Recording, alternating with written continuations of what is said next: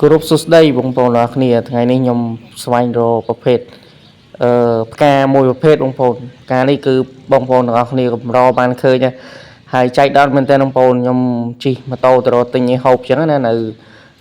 នេះគឺនៅស្រះនៅវត្តភូមិថ្មីនៅចិត្តផ្សារបច្ចាណាបងប្អូនអរគ្នាណាស្គាល់ខមមិនប្រាប់ខ្ញុំអ្នកមួយបងខ្ញុំរកទិញឲ្យហូបទៅខ្ញុំចាប់អារម្មណ៍មែនតើបងប្អូនចំពោះដើមផ្កាមួយប្រភេទនេះគឺខ្ញុំគិតថា100%បងប្អូនធ្លាប់តែឃើញវាដែរប៉ុន្តែបងប្អូនមិនដែលសូវបានឃើញវាពីមុនមកទេអញ្ចឹងនៅវីដេអូនេះខ្ញុំក៏ឆ្លៀតមកថតឲ្យបងប្អូនអរគ្នាបានមើលទៅហើយដើមនេះគឺបើតាមមើលគេដាក់អក្សរនឹងជាប់ដើមហ្នឹងទៅគេដាក់ថាឈ្មោះថាដើមសាព្រឹកប៉ុន្តែជាទូទៅខ្ញុំតែងតែហៅឈ្មោះវាថាដើម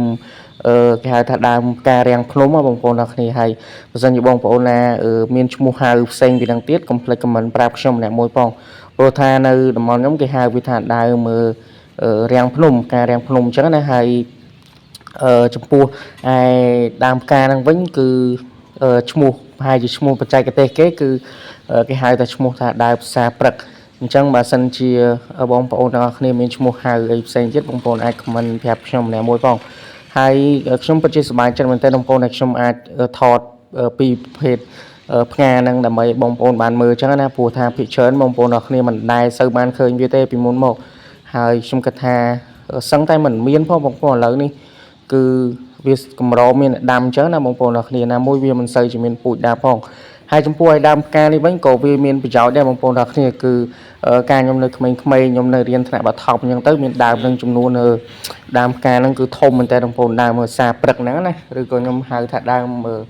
ផ្ការាំងភ្នំគឺដើមផ្កាហ្នឹងមានច្រើនហើយផ្កាវាគឺធំធំអញ្ចឹងណាក្តោបដូចជារូបភាពនេះចាំមើលបងប្អូនវីដេអូនេះគឺផ្កាហ្នឹងវាមានសភាពបែបហ្នឹងបងប្អូនគឺខ្ញុំតែងតែយកផ្កាហ្នឹងយកទៅដាំទឹកឲ្យមីងខ្ញុំហូបបងប្អូនអ្នកគ្នាពេលដែរមីងខ្ញុំហ្នឹងគាត់ចង់ថាគាត់កូនខ្ចីបងប្អូនអ្នកគ្នាគេយកផ្កាហ្នឹងយកទៅដាំទឹក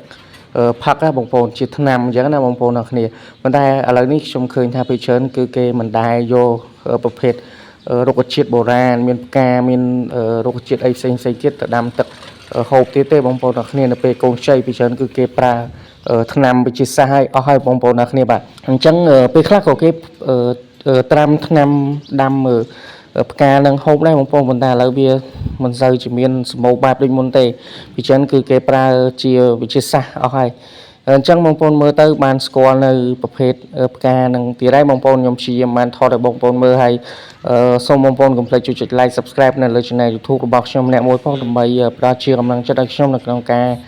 ធ្វើវីដេអូបន្តទៀតអញ្ចឹងណាបងប្អូនអរគ្នាបាទហើយខ្ញុំនឹងព្យាយាមថតពីប្រភេទរុក្ខជាតិដំណាំបន្លែអីផ្សេងទៀតជាច្រើនទៀតឲ្យបងប្អូនអរគ្នាបានរីករាយនៅក្នុងការតាមដានទស្សនាហើយបើពេញចិត្តនៅវីដេអូរបស់ខ្ញុំកុំភ្លេចជួយ like subscribe ឲ្យគាំទ្រខ្ញុំម្នាក់មួយផងហើយចំពោះឯវីដេអូនេះដែរខ្ញុំពិតជាអធិស្ឋានមែនទែនបងប្អូនបើសិនបើគុណភាពនៃវីដេអូវាមិនសូវជាល្អក៏ដូចជាវាមិនសូវជាច្បាស់បងប្អូនអរគ្នាដោយសារតែកាមេរ៉ាទូរស័ព្ទខ្ញុំវានៅមានកម្រិតណាបងប្អូនអញ្ចឹងបើសិនជាអនាគតទៅខ្ញុំអាចមានថវិកាគ្រប់គ្រាន់ខ្ញុំនឹងអាចនឹងទិញកាមេរ៉ា GoPro មួយដើម្បីថតវីដេអូឲ្យបងប្អូនទាំងអស់គ្នាបានមើលទៀតអញ្ចឹងណា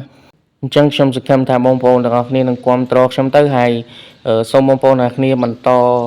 គាំទ្រខ្ញុំដើម្បីឲ្យខ្ញុំសម្រេចបាននៅក្តីសម័យរបស់ខ្ញុំបានចំនួន1000 subscriber គឺក្តីសម័យដំបូងរបស់ខ្ញុំគឺចង់បាន1000 subscriber អញ្ចឹងបងប្អូនកុំភ្លេចជួយចុច like subscribe ឲ្យខ្ញុំអ្នកមួយផងហើយនៅក្នុងវីដេអូនេះខ្ញុំទើសចិត្តមែនតើបងប្អូនត្រង់ចំណុចមួយគឺខ្ញុំទៅថតដើមផ្កាហ្នឹងបងប្អូនឃើញកែវទឹកនៅបញ្យួរនៅលើដើមផ្កាហ្នឹងទេបងប្អូនខ្ញុំបើសិនជាបើកវងកញ្ចក់និយាយថងចំណុចនេះហើយខ្ញុំសូមនិយាយបន្តិចទៅខ្ញុំឆ្ងល់មនុស្សយើងមួយចំនួនហេតុអ្វីក៏ខ្ញុំនិយាយស្រួលយកទៅអត់មានខួរក្បាលណាបងប្អូនហេតុអីបានជាសម្រស់ផ្កាស្អាតដើមផ្កាស្អាតហេតុអីបានយើងយកអាកែវទឹកអីយើងទិញហូបផឹកហ្នឹងហើយយើងយកវាទៅដាក់នៅបញ្យួរនៅលើដើមផ្កាហ្នឹងបងប្អូនតើខ្ញុំសួរទៅសមទេបងប្អូនទាំងអស់គ្នាគិតមើលទាំងអស់គ្នាទៅអញ្ចឹងខ្ញុំគិតថាមនុស្សយើងហេតុអ្វីក៏ធ្វើបែបហ្នឹងខ្ញុំមិនយល់ចំពោះពួកគាត់ដែរអញ្ចឹងណាហើយបើសិនជាពួកគាត់បានឃើញវីដេអូរបស់ខ្ញុំនេះហើយបងប្អូនសូមបងប្អូនកុំធ្វើអញ្ចឹងទៀតបងប្អូនឃើញកែវទឹកនៅបញ្យួរនៅដើមផ្កាសារព្រឹកហ្នឹងឬក៏ផ្ការាំងភ្នំហ្នឹងបងប្អូនគិតថាសមទេអញ្ចឹងបងប្អូនបានឃើញវីដេអូរបស់ខ្ញុំនេះហើយសូមបងប្អូនបញ្ឈប់នៅអាសកម្មភាពអស់ហ្នឹងមិនថាបងប្អូនអ្នក ដែលទាំងអស់គ្នាក៏ដោយបងប្អូនបើសិនជាបងប្អូនធ្លាប់ធ្វើបែបហ្នឹងសូមបងប្អូនបញ្ឈប់នៅការទង្វើយកសម្រាមយកអីយកទៅដាក់នៅលើដើមសារព្រឹកហ្នឹងក៏ដូចជាបោះចោលសម្រាមប្រេះប្រាស់អញ្ចឹងបងប្អូនវាធ្វើឲ្យបរិស្ថានយើងមើលទៅគឺវាអត់ស្អាតទេបងប្អូនបរិស្ថានគឺអត់ស្អាតទេបងប្អូនមើលទៅអញ្ចឹងសកម្មថាបងប្អូនទាំងអស់គ្នាចូលរួមទាំងអស់គ្នាដើម្បីបរិស្ថានយើងស្អាតអញ្ចឹងដូចជាពាក្យស្លោកគេនិយាយថាបរិស្ថានស្អាតផ្ដើមចេញពីយើងទាំងអស់គ្នាអញ្ចឹងយើងទាំងអស់គ្នាត្រូវតែចូលរួមថែរក្សានៅបរិស្ថានឲ្យបានស្អាតទាំងអស់គ្នាអញ្ចឹងចំណុចនេះខ្ញុំសូមនិយាយតែប៉ុណ្្នឹងទេបងប្អូនបើសិនជាខុសត្រូវសូមបងប្អូនអធិស្ឋានដល់រូបខ្ញុំផងព្រោះថាខ្ញុំវាដូចថាក្នុងចិត្តខ្ញុំវាអួលណែនពេកខ្ញុំត្រូវតែនិយាយឲ្យចំពោះអ្នកដែលគាត់ចោលសម្រាមប្រេះផ្ដាស់ដូចជាខ្ញុំបាននិយាយមិនអញ្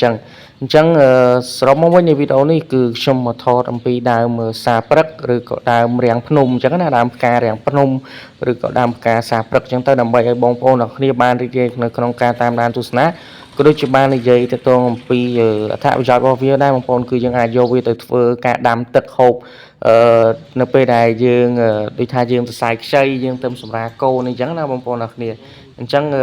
វីដេអូហ្នឹងក៏ជាការសង្ខេបគឺវាមានប៉ុណ្ណឹងហើយបងប្អូនទាំងគ្នាហើយមួយវិញទៀតក៏ខ្ញុំបានសង្ខេបខ្ញុំក៏បាននិយាយទៅតងអំពីគេហៅថាការដែលបងប្អូនចោលសម្រាមប្រេះផ្ដាស់ក៏ដូចជាចងបញ្យួរនៅសម្រាមប្រេះផ្ដាស់នៅលើដើមផ្កាអញ្ចឹងណាបងប្អូនទាំងគ្នាអញ្ចឹងអរគុណច្រើនបងប្អូនទាំងគ្នាសម្រាប់ការតាមដានទស្សនានៅវីដេអូរបស់ខ្ញុំហើយសូមបងប្អូនកុំភ្លេចជួយចុច like Subscribe នៅលើ Channel YouTube របស់ខ្ញុំម្នាក់មួយផង